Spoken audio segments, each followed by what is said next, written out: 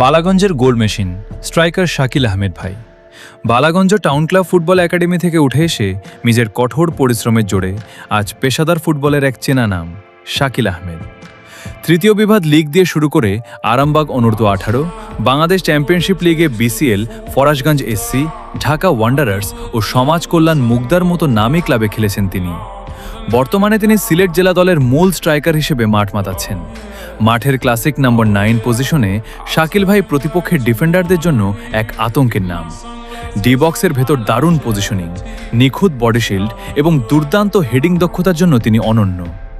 Offside trap ভেঙে হুট করে ঢুকে ফিনিশিং দেওয়া কিংবা যে কোনো পরিস্থিতিতে ঠান্ডা মাথায় বল জালে জড়ানো শাকিল ভাইয়ের চেনা ট্রেডমার্ক।